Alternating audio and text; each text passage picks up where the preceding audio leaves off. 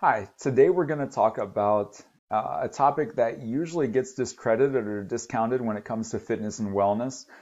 We have become really good about talking about strength training and sports performance training and everything that we're doing inside of the gym. We're even getting better about talking about our nutrition and what it means to make good, healthy food choices that are going to help us in sports performance or just uh, leading us to our strength training goals. What we don't always talk about is sleep and how sleep is really a huge factor when it comes to sports performance training or just functioning in everyday life, and how getting quality sleep will affect our training goals. So today we'll talk about what I believe is our body's all-natural performance-enhancing ergogenic aid. I'm going to start by just throwing out this quote here by William C. Dement, who is credited for discovering REM sleep. He said, "Dreaming permits each and every one of us to be quietly and safely insane every night of our lives." Now we can ask the question, what is it good for? When I initially heard this question, it reminded me of the song by Edwin Starr. I believe it was released originally in 1970. I'm going to be honest, the first time that I heard this song, I had no clue what the lyrics were except for the part when he said, "What is it good for? Absolutely nothing." Fortunately, he was referring to war and not sleep, so that's kind of a bummer there. Sleep is good for something. It's good for a lot, and the most important role of sleep is in facilitating an optimal level of waking function.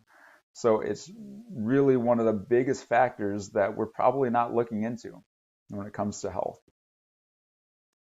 Now, if we're looking at the four pillars of human performance, we're looking at cognitive. We have to be able to think clearly. Physical, obviously, we want to be in peak physical condition. Social, we want to be able to interact. And emotional. Now, the one factor that influences all four of those pillars is sleep. But what does lack of sleep mean? What does it mean if we don't get enough sleep? And what happens to our body if we don't get enough sleep? Well, if we're constantly in a sleep deficit and we're not getting enough rest at night, your body will no longer be able to metabolize glucose efficiently.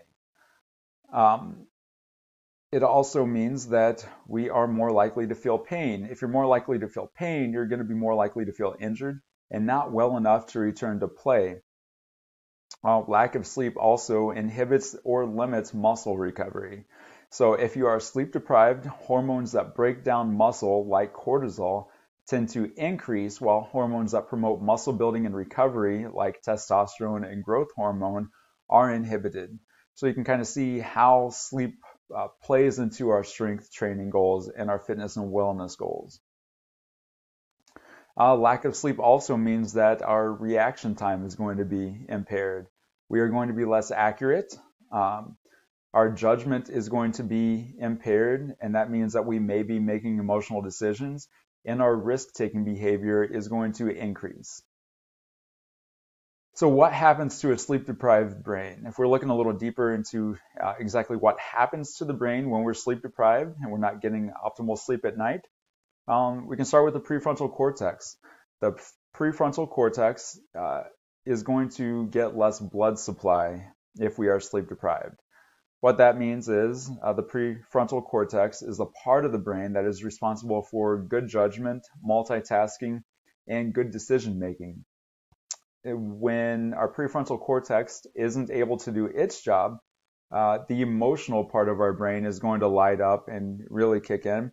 That means that decision making is going to be impaired, and your brain is going to be overly emotional. When we're overly emotional, we tend to make bad decisions. I'm doing some research. I read that this is kind of similar to the impact that alcohol has on our brain. If we think about it, if someone is impaired by alcohol, then they're most likely not able to multitask. They're not making good decisions. Their judgment or good judgment is decreased. And they tend to be a little more emotional. So we can kind of see how your brain might get a little foggy when you're sleep deprived, and kind of that relationship to how alcohol impacts the brain. So we can kind of look at how brains need baths too, just like our bodies, and we need to constantly be focused on cleansing our brains so that they can function properly. So sleep is going to play a big role in that, and it serves as the brain's nightly rinse cycle. While we are sleeping, we go through forced inactivity, so we are disengaged and unresponsive to the environment around us. Now, while sleeping, our brains are essentially power washed, especially during deep sleep. What that means is blood rushes to the brain and cleanses it of toxins that have accumulated throughout the day. If you don't get enough sleep, you're less likely to be able to cope with stresses the next day. And part of this is because you don't go through that power washing cycle. Now, if you're not able to cope with stress the next day following a bad night of sleep, you're more likely to be anxious. And what happens if you are more anxious? You're less likely to be able to get sleep that next night. So you can kind of see how this is a kind of recurring or non-stop cycle that we're going to be going through if we don't get enough sleep at night and if our brains don't go through that rinse cycle. So how much is enough? These are going to be average times. Everyone is going to vary in the amount of sleep that they need. So these are just kind of guidelines. So we can look at adults needing about 7 to 9 hours of sleep to function well the next day. Youth or school-age kids and elite athletes. When we say elite athletes, we're referring to college athletes or pro athletes will typically need 9 to 10 hours of sleep. And that is based on research performed on athletes at Stanford University. Now, most people have a sleep deficit. So if you're not hitting one of these target zones in terms of the amount of sleep that you're getting, don't feel bad. You're not alone because most people are not getting enough sleep at night. So what is sleep debt?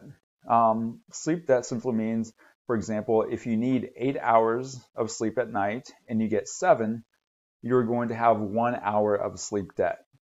Now, that means that 9 hours will be needed the following night to repay your sleep debt. I understand that doesn't always happen.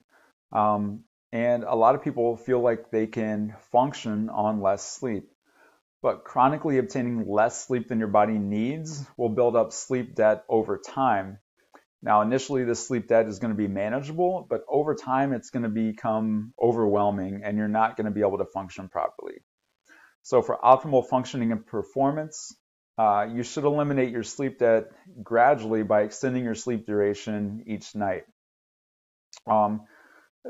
There are cases where naps will be a factor, and we'll talk about naps a little bit later and how they can help kind of recover that sleep debt. Again, be patient. Reducing sleep debt takes more than one night or one weekend of good sleep. So alertness. Alertness is obviously important. That's how you feel like you're ready to go during the day. And alertness is going to be determined by 2 independent processes. One is sleep load, and that is simply the number of hours you have been awake during the day. The other is your circadian clock, which helps maintain sleep at night. So the circadian clock secretes an alerting signal when you wake up. There's going to be a slight dip in the mid-afternoon, which is why you feel sleepy, typically around 2 or 3 o'clock. A lot of people might feel sleepy right after lunch. There has actually been research done to suggest that when you feel sleepy after lunchtime, it has nothing to do with what you ate at lunch. This is simply your circadian clock or your circadian cycle. Alertness is going to vary throughout the day, but is usually high again in the evening. And then as it begins to get dark, melatonin is secreted, which is going to ultimately dampen that alerting signal.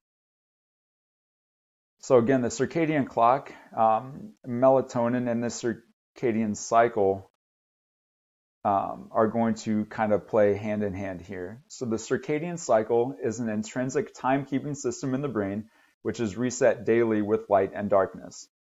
Melatonin, like I mentioned, is secreted in darkness and inhibited in light. It's going to typically peak from 2 a.m. to 4 a.m., and that's typically when you're going to be getting your best sleep at night. So how does the circadian clock work? So when you wake up and light hits your eye, it's going to hit your circadian clock before it even hits your visual cortex.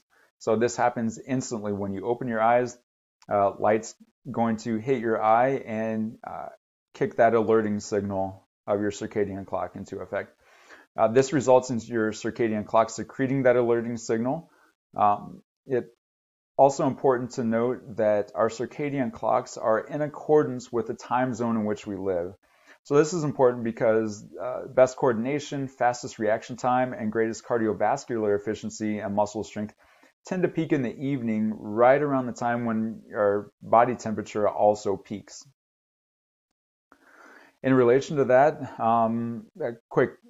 a fun tidbit here that you can bet on your circadian clock.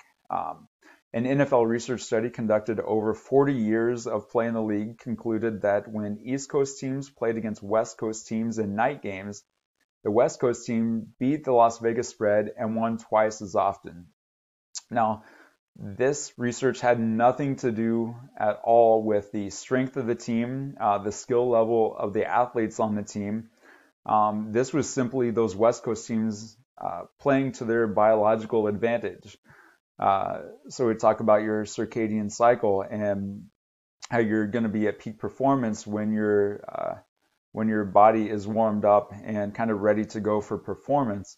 Well, if you're playing a night game, West Coast teams and their athletes are going to be on a different circadian cycle than those East Coast teams, leading to that advantage that we're talking about here. While you can bet on that, don't bet on stimulants. When we get groggy, when we're tired, we're more inclined to reach for caffeine, reach for some type of stimulants to kind of help that alerting signal and kind of help keep us awake. Don't always count on this because while it will help you, it's not a good long-term fix. So the way this works is we have something called adenosine that is going to slow down the activity of neurons in your brain to help you sleep at night. Now this adenosine is accumulating in your brain throughout the day while you're awake. When we get tired and reach for that caffeine, we're going to take in the caffeine, and that caffeine is going to attach to the same place that adenosine is supposed to attach.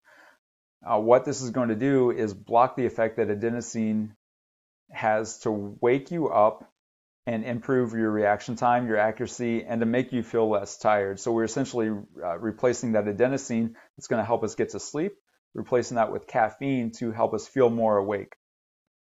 Now, this is important to note that the caffeine will help us, like I said, be more alert. It's going to improve our reaction time. It's going to improve accuracy and make us feel less tired, but it's not going to improve our judgment. Essentially, this means that we are going to make bad decisions faster. Another note to keep in mind is that caffeine takes about 20 to 25 minutes to take effect.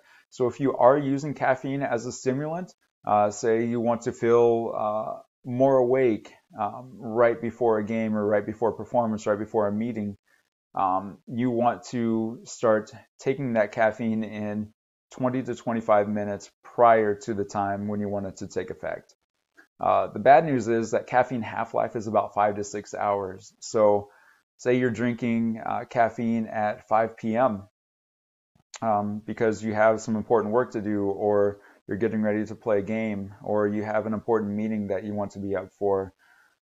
Taking in that caffeine at 5 p.m. means that that caffeine is still going to be affecting your body at 11 o'clock or midnight. So that could ultimately keep you up at night and impact your sleep for that night. I mentioned a little bit ago that we would talk about napping and how it can be a good thing. So naps are important if you don't get enough sleep at night. They're bad, however, if they keep you from sleeping at night. So essentially, if you have a little bit of sleep debt and you're in a position where you can take a nap, by all means go take a nap, but don't get in the habit of taking naps every day if that's going to disrupt your sleep cycle. Now, there are different lengths of naps that we can look at for different reasons. If you want to, say you just have 15 to 20 minutes to take a nap, that's probably the most popular. We consider that your power nap. You're getting a little bit of light sleep. You can wake up and you're ready to go. If you have a little bit longer or trying to recover a little more sleep debt, we can go for 30 to 45 minutes. And that's when you're going to get into a little bit of deeper sleep, just a little bit more than a power nap. Now, what most athletes, particularly pro athletes in the NBA and the NHL, do is they will utilize a 90-minute nap. The difference here is when you are napping for 90 minutes, you're really going through that full sleep cycle. So you're going to hit your light sleep, your deep sleep, and then eventually get into your dream sleep. So you're working through a full sleep cycle in that 90 minutes. Important to note though, don't take a nap 1 hour or less prior to competition because you're more likely to wake up a little groggy and not be prepared for that game time. Something I found interesting in this research is that kind of that in-between point of 45 minutes to 60 minutes for your nap is not recommended.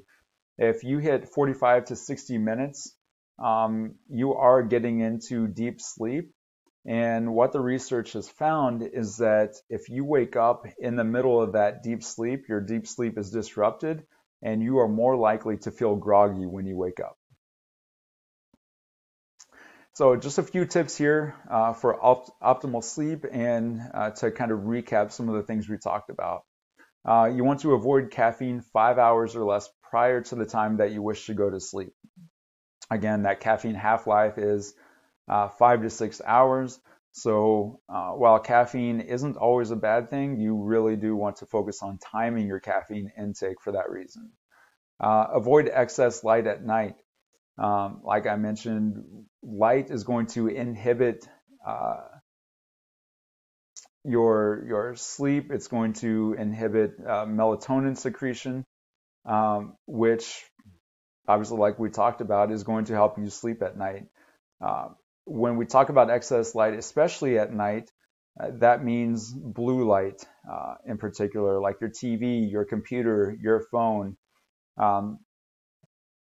One thing to think about is sometimes you might get to sleep or go to bed at night and you can't get to sleep for whatever reason. Maybe you're anxious, maybe your mind's racing about a meeting the next day or a test that you have to take the next day. By all means, get up, read, do something to be productive. But again, as best you can, avoid that excess light. I know a lot of people, if you can't sleep, you might get up, go sit on the couch or look at your phone for a little bit or watch TV. Maybe get on your computer thinking that you're going to be productive and getting more work done. What you're really doing is exposing yourself to more of that blue light, which is going to increase cortisol and inhibit melatonin production. So you're really doing yourself a disservice by looking at your phone or TV or computer screens because you're going to have even more trouble getting to sleep afterwards. Another thing you can do is to create a quiet and comfortable sleep environment. What that means is make sure that you are in a dark room. If you need to, get blackout curtains. Make sure the temperature is around 67 degrees, which is kind of considered that ultimate temperature for prime sleeping.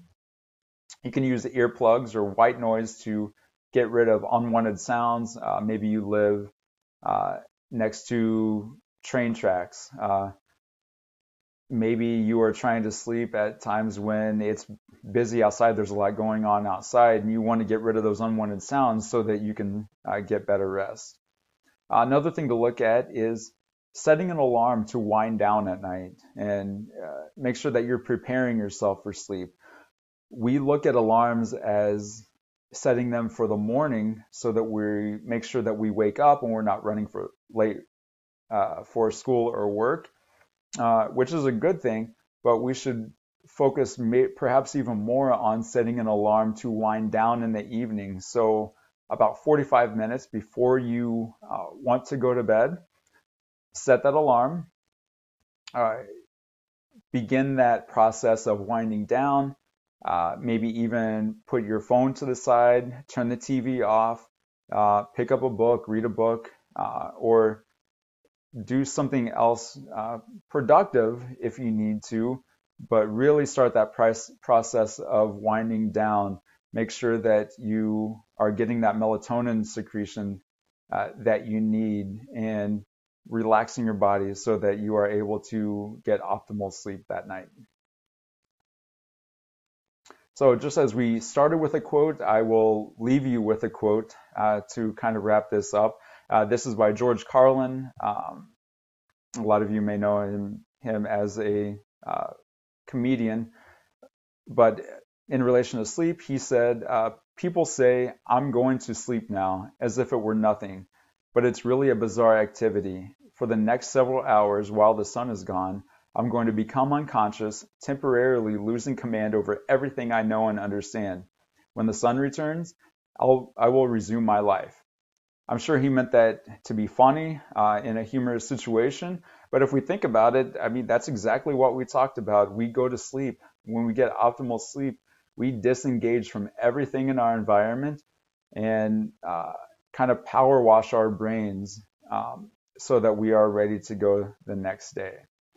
So I hope a lot of this information really helped you or gave you a little more insight on just how important sleep is for performance and for optimal functioning in your life. Thank you very much and get good rest tonight.